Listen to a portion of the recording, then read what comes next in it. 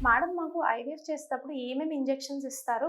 ఆ injections use చేయడం ద్వారా మాకేమైనా హార్మ్ ఉంటుందా? అని చాలామంది ఐవీఎఫ్ చేయించుకున్న వాళ్ళకి ఫస్ట్ భయపడే ఇంజెక్షన్స్‌కి రారు. కొంతమంది ఏంటంటే పెయిన్ మూలంగా ఇంజెక్షన్స్‌కి రారనమాట.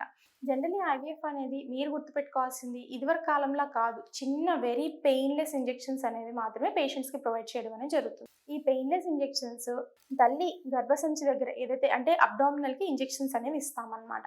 ఈ ఇంజెక్షన్స్ ఏమేమి ఇస్తాము అంటే మన బాడీలో బ్రెయిన్ నుంచి ప్రొడ్యూస్ అయ్యే 2 హార్మోన్స్ ఉంటాయి. ఎఫ్ఎస్‌హెచ్, ఎల్‌హెచ్ అనే హార్మోన్స్ ఉంటాయి. ఈ ఐవీఎఫ్‌లో కూడా మనం సేమ్ హార్మోన్స్‌ని తల్లికి ఇవ్వడం జరుగుతుంది గానీ, వేరే హార్మోన్స్ ఇవ్వడం కాదు.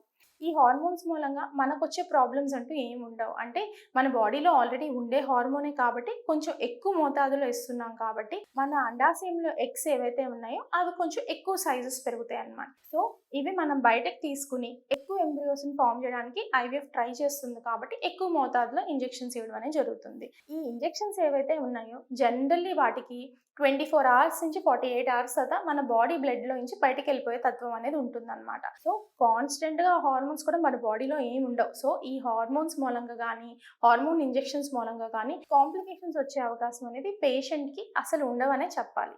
Thank you.